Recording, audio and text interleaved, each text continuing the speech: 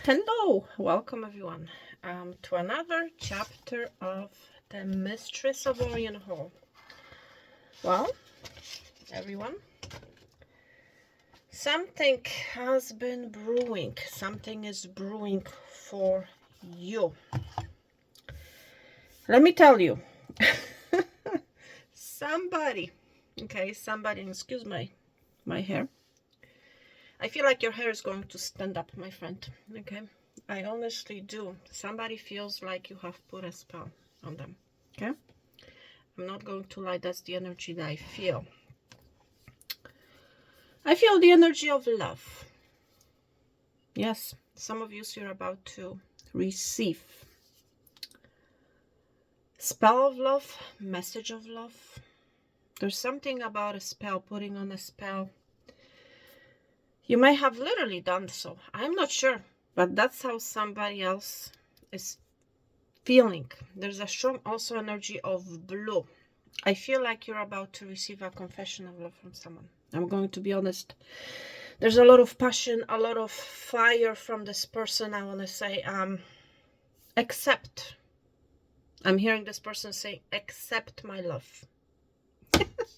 I feel you're going to be shocked because it's like, my eyes are really wide open. You're going to be shocked and surprised with what you're about to see, what you're about to receive.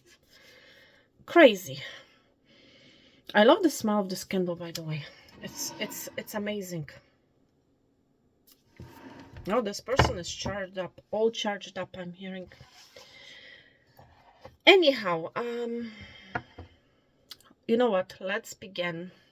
Let's begin your story.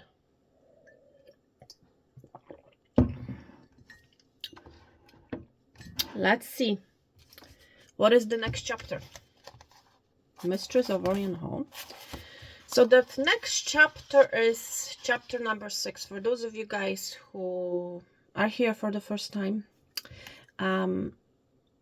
check out the channel, check out my posting.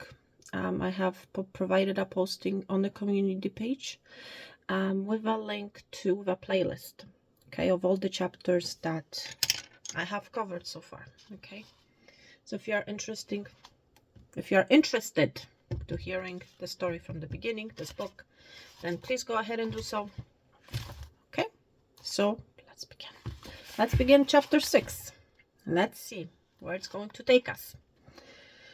So, the first words I'm seeing, every gypsy praises his own basket. Interesting. So it's like ultimately every person praises themselves. Every person values their own basket, right? Wow. Interesting. So you may have literally, maybe you have been dealing with a gypsy, maybe, yeah, it's like this bashful energy coming from someone. They might be really be in their ego, whoever this is that I'm picking up on. All right, listen, let's begin the story, okay? Lisa woke, surprised at how refreshed she felt. She had slept soundly for a change. As she lay in bed, she felt the smooth stone on her finger and sat up on one elbow to look at the ring. It was beautiful, but so listen, for some of you, so you're about to receive a proposal, right? It was beautiful, but she wished it hadn't fit so perfectly on her hand. A ring made perfectly for you. Tailored especially for you, my friend. Interesting. As though it were a sign of her bond to the beautiful girl in the portrait. Some of you guys, for some of you, somebody has been admiring your picture. Okay? She took it off and put it in the drawer of the dresser and hurried into her clothes, pausing only to wash quickly. The warm brilliance of the morning sun made dark legends and witches and somber thoughts of evil seem completely ridiculous and terribly remote. Perhaps that was why she decided to say nothing to Maggie of what had happened during the night.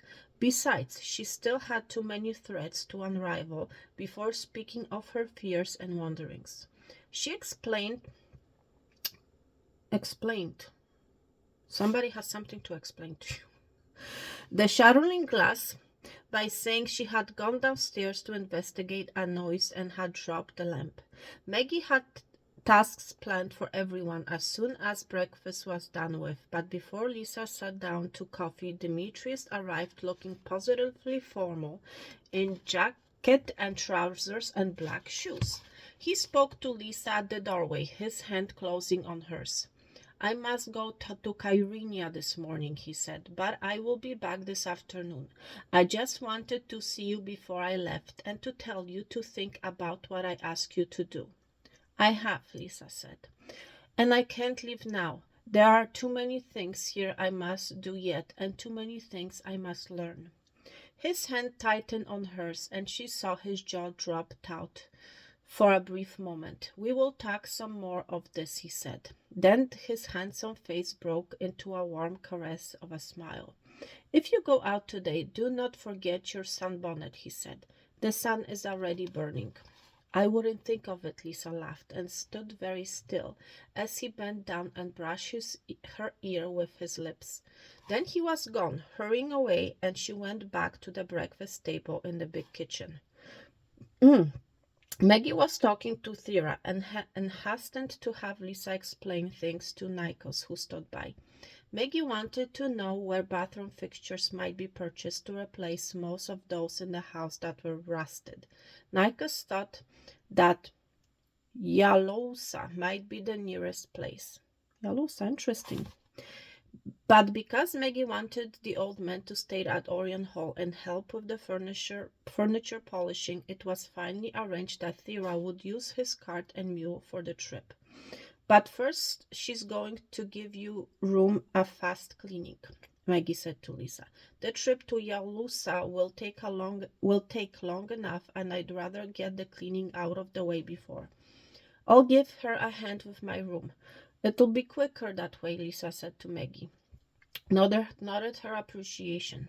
Breakfast over, Lisa hurried to her room, picked up loose clothes, opened the terrace window, and laid the sunbonnet on the window sill.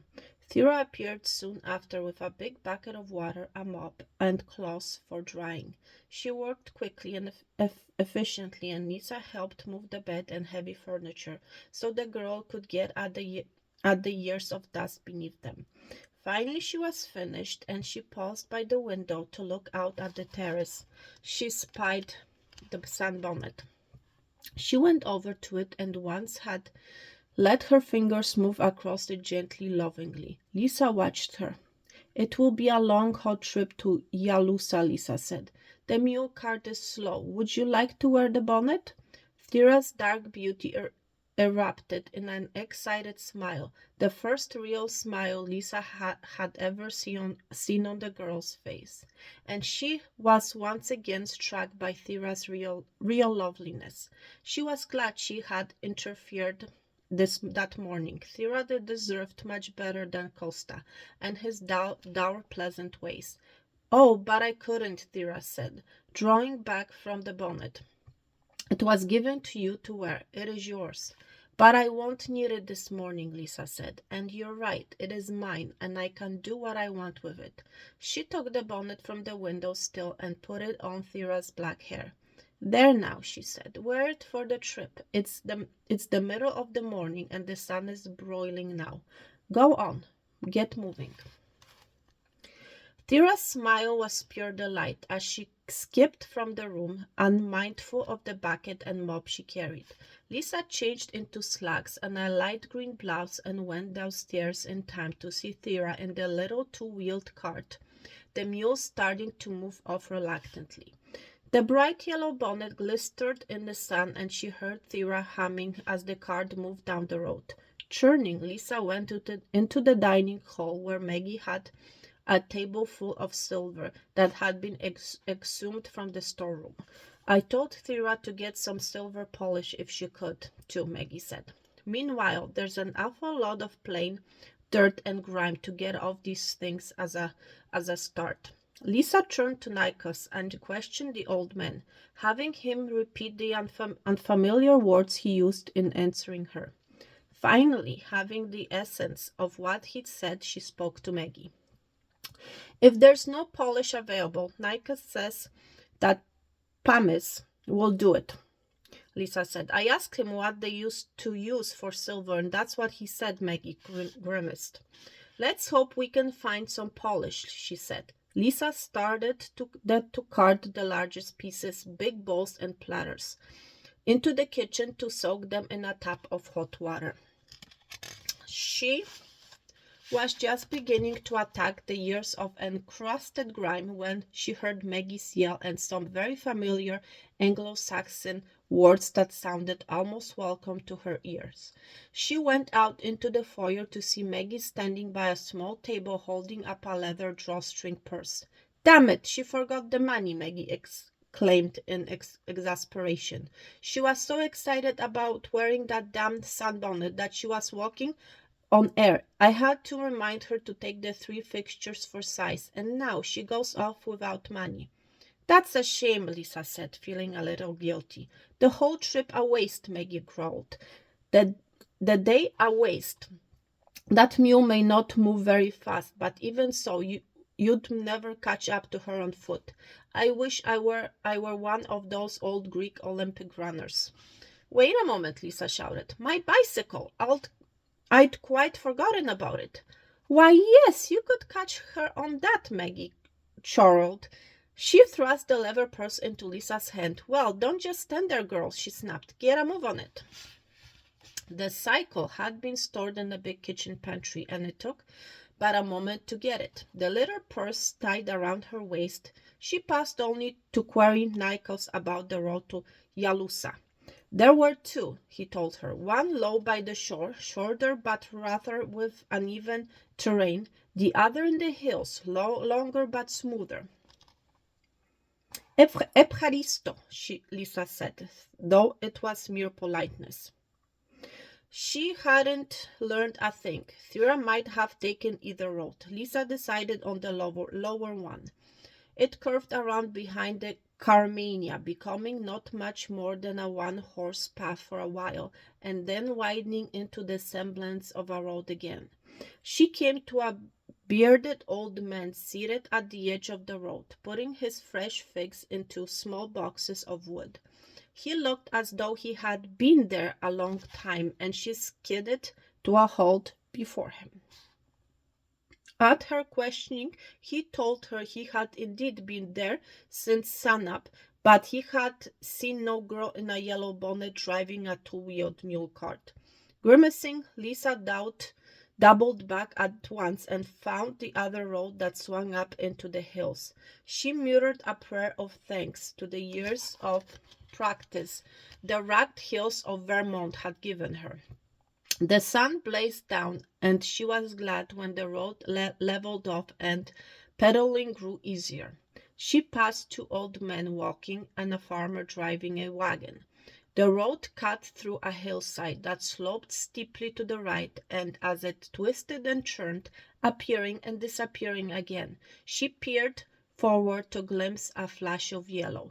Rounding a tight curve, she came into a small straightaway and saw the yellow bonnet a distance away, on a curving portion of the road ahead, too far away to hail. She increased her speed, watching the yellow bonnet vanish around a curve and then reappear. Suddenly she heard an unusual sound here in the hills of Cyprus, the roar of an automobile engine.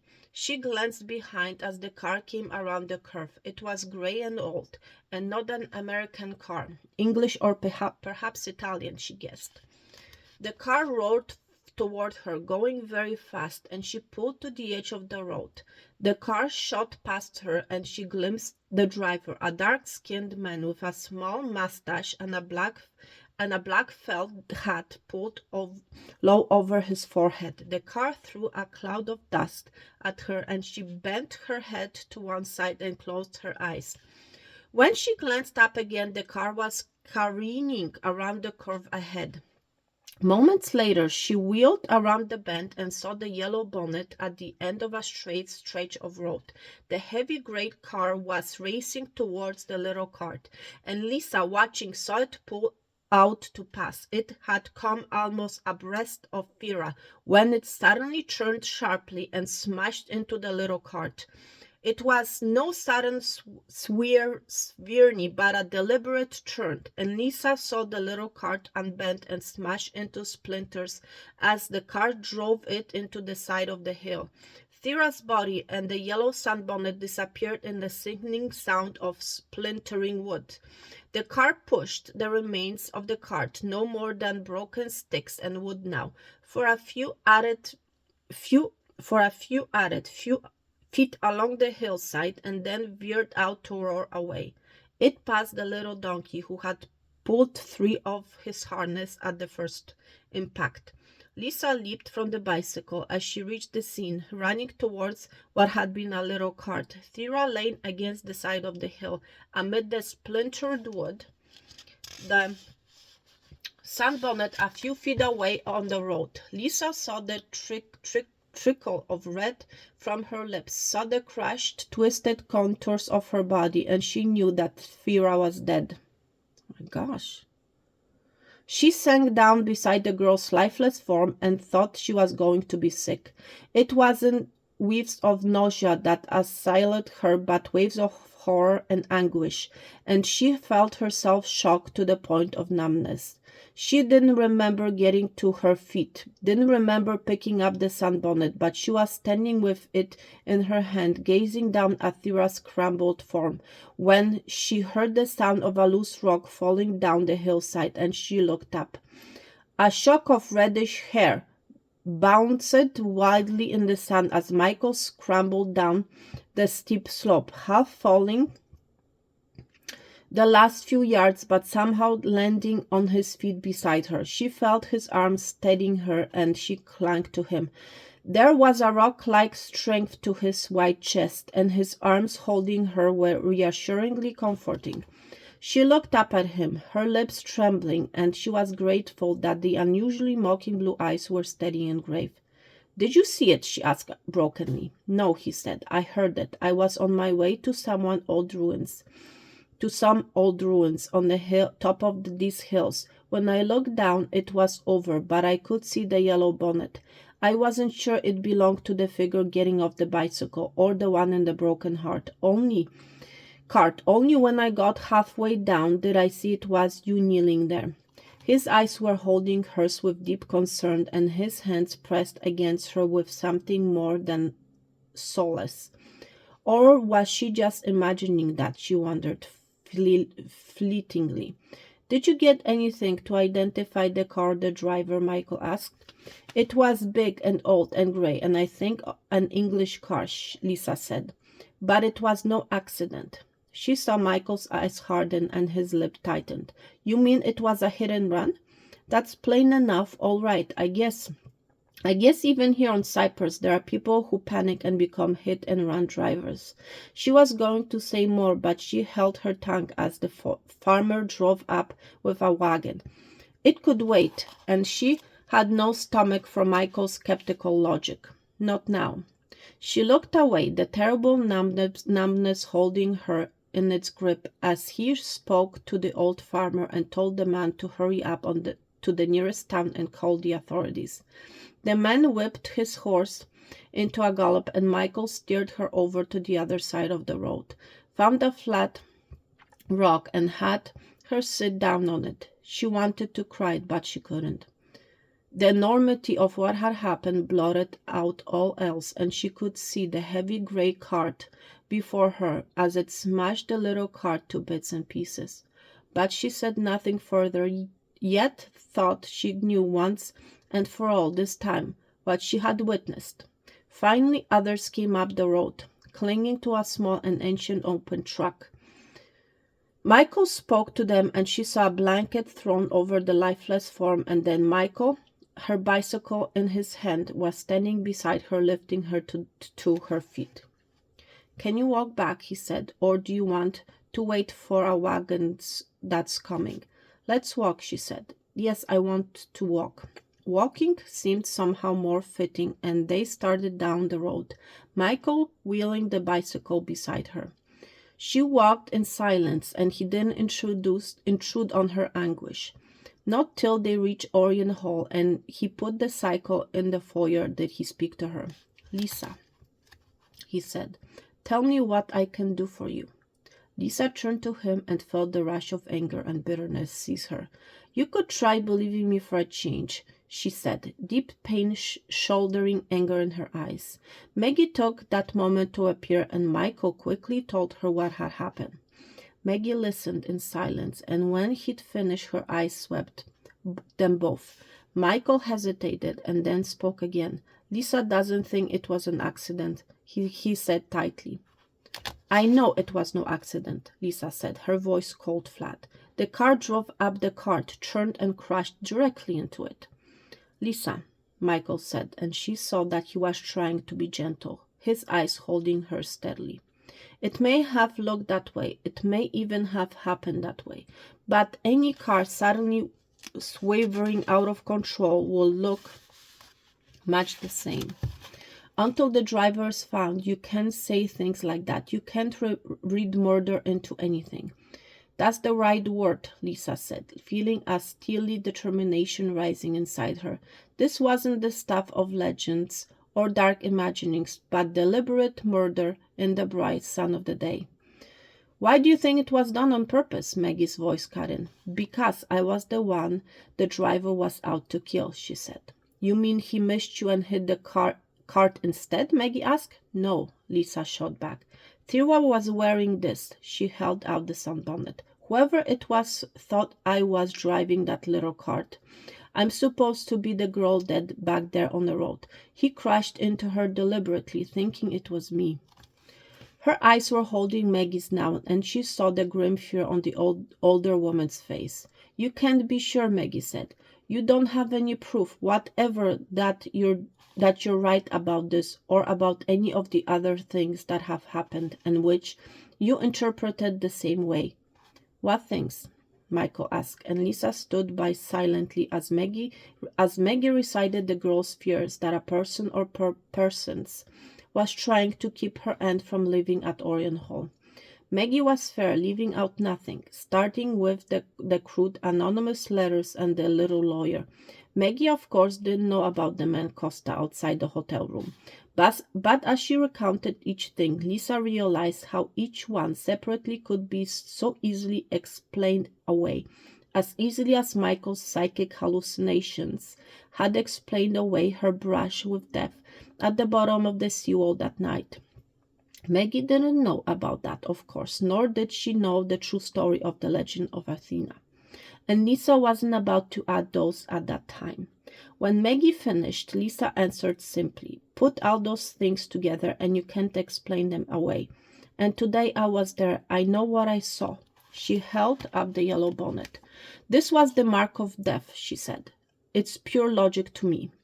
Then it ought to be pure logic to suspect your friend Demetrius, Michael snapped. After all, he gave the bonnet to you. Lisa felt her temper explode with an almost unreasonable fury. What a rotten, sinking thing to say, she shot out. Yes, he gave it to me, but the whole town knew I had it. Any number of people could have seen me with it. Anyone watching me would have seen it. I wore it all day with Demetrius yesterday, and I had it on when I met you at the quay in the afternoon. Michael merely shrugged. Besides, Lisa added, that would have been a rather transparent device, I'd say. Maybe, Michael said dryly, but effective. Lisa's eyes shot daggers at him, and he held his cool glance. I was only following through on your suppositions, he smiled thinly. It doesn't really matter, Maggie cut in. Lisa is right in that any number of people could have seen her in the bonnet, but that still doesn't make her suspicious.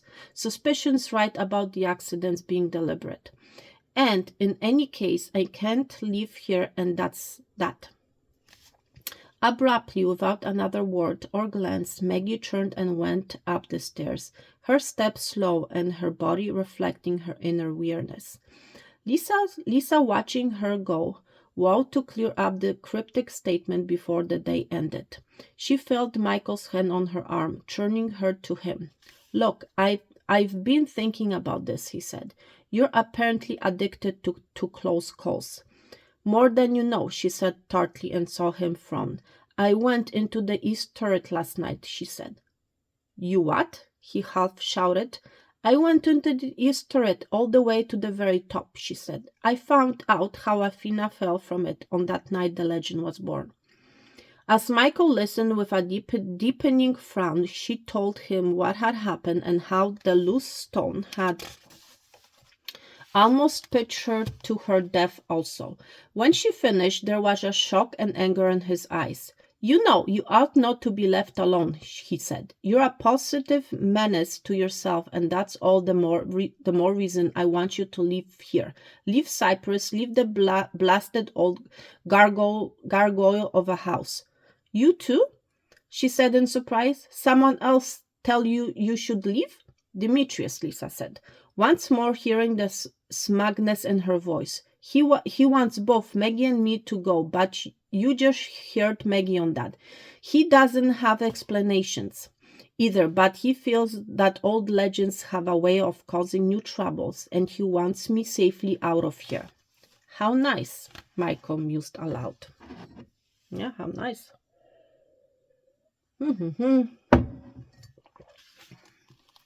My reasons don't touch on witches and old spells and ghostly spirits. Old spells. Wow. So maybe a long time ago you have put a spell on somebody and somebody is just about to reach out. Interesting. I know, Lisa Karen, her voice acid. That's all just psychic hallucinations, but I haven't heard you coming up with any logical explanations for what I've seen and felt and been terrified of inside me. Pomegranates and terrace steps. Explain them to me. I'm still waiting. She saw his lips tighten and his eyes flash for an instant. I can't, he sighed quietly, but I know why you should leave here. Why? Lisa asked curtly.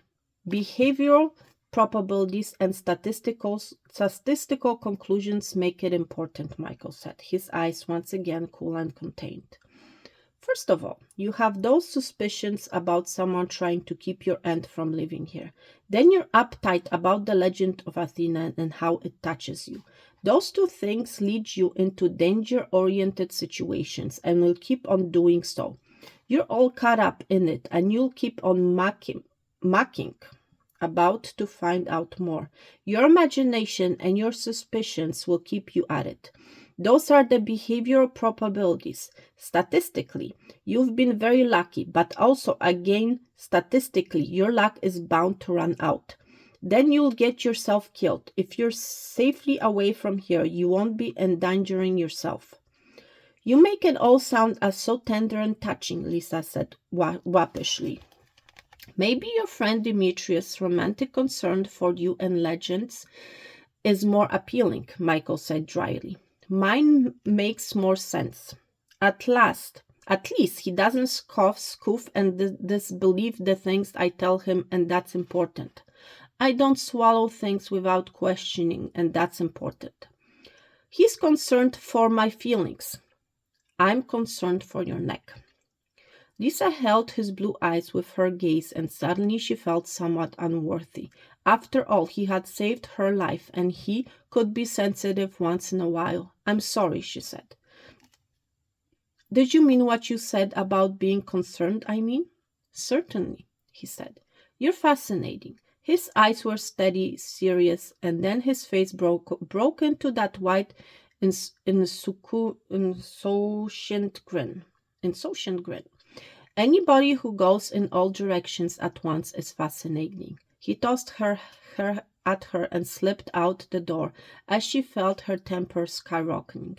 He could hold out something sweet with one hand and whisk it away with the other. It was certainly a talent of sorts, and not one she needed, she told herself angrily.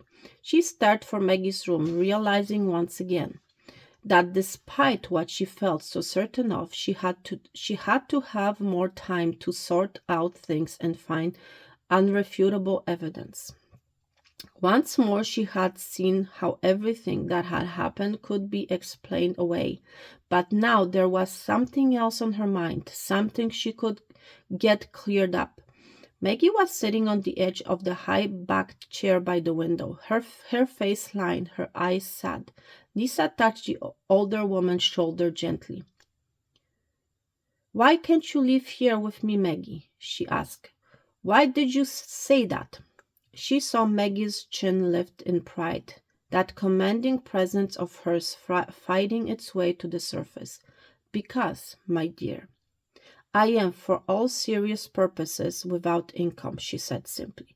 "Except for a few paltry dollars I receive from some annuities, I am what is gently referred to as broke." Maggie smiled at the frown of disbelief that crossed Lisa's face, and she patted the girl's arm. "It's my own fault," she said. "I never paid proper attention to finances, to investments. Companies my father had bought stock in for me went broke. Property I could have sold went down in value till it was practically worthless. I paid no attention to advice from an investment counselors, and I made a very few foolish investments on my own until suddenly the day came when it was clear I would soon be financially wrecked. Certainly I hadn't enough to live the good life in England anymore. I started to cast about desperately and came upon the papers of Orion Hall. It was a solution for me, my only solution really. No rent, a cost of living low enough for me to afford, and quiet and beauty. In time, some of my holdings will go back up in value, but not for quite a while. Meanwhile, Orion Hall was here, the perfect place for me and perhaps the last stop for me.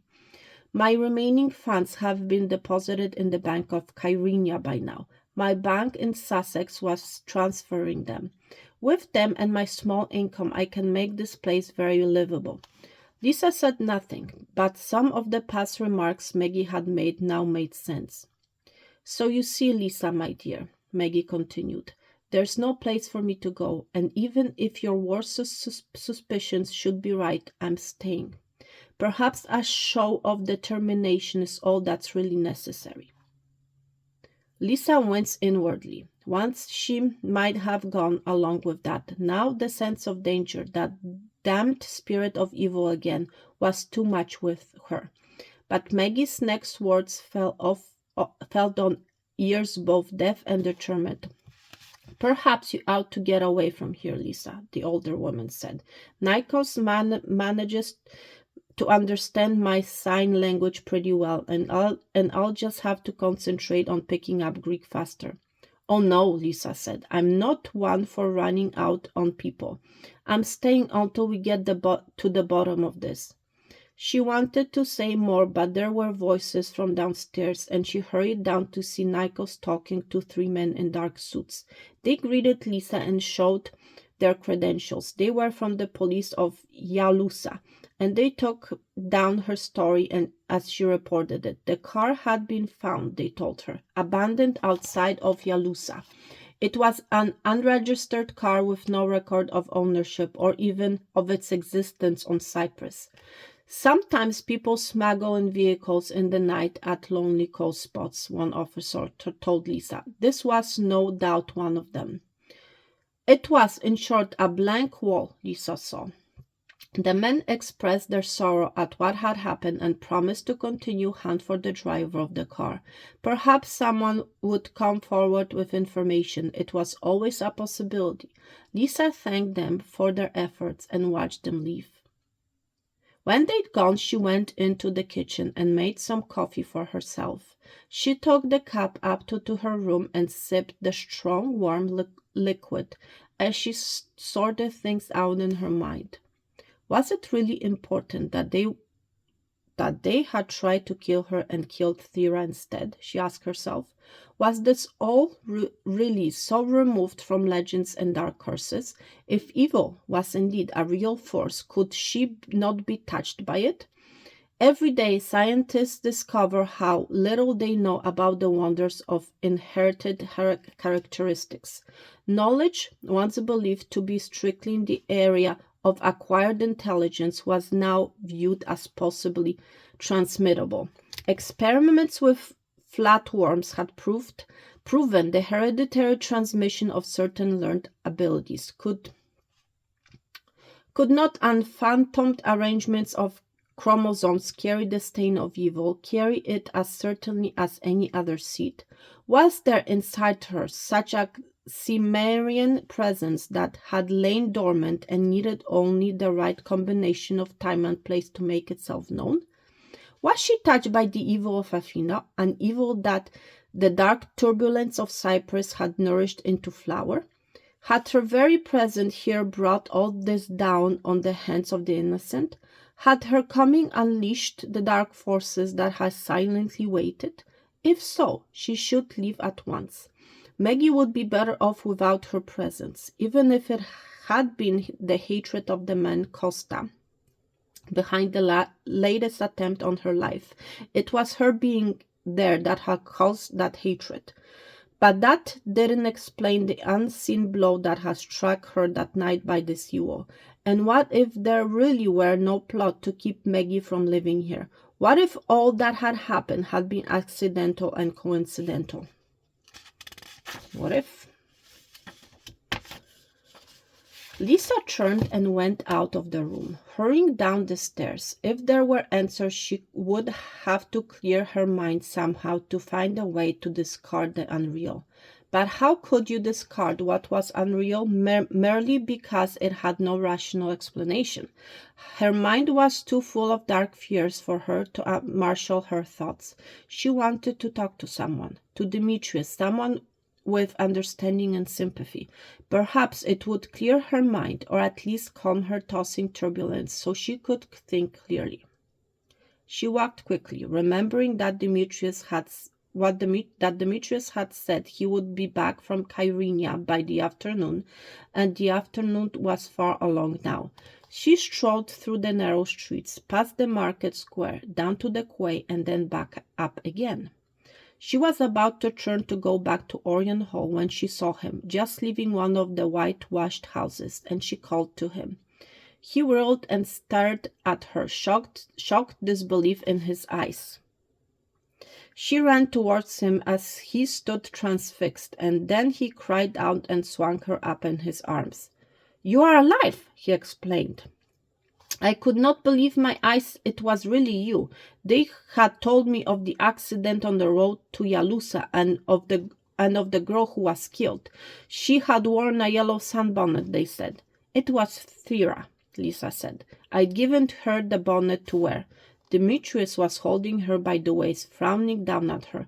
I did not go to your aunt when I heard about it, he said. I was too crushed to talk to her, to anyone, and now here you are, unharmed, alive. He hugged her to him, and she was glad for the warm strength of his arms, the magnificent power of his hands. Come, we will stop at the cafe for a little wine, he said. I shall have brandy. I can use the drink. At the coffee by the quay, Lisa told him of the accident and how the car had roared past her to deliberately smash into Thera. She also told him Maggie refused to leave, though she didn't feel it proper to go into why Maggie refused.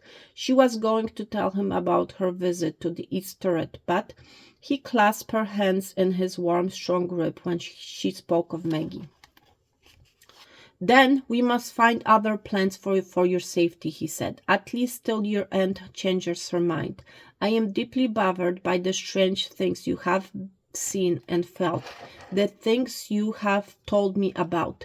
There are things which surpass our understanding, certainly mine. But sometimes there are signs for us to follow. I want you to stay close to the house and be patient. Perhaps a sign will come to you. Something will happen that will make you see which way to go.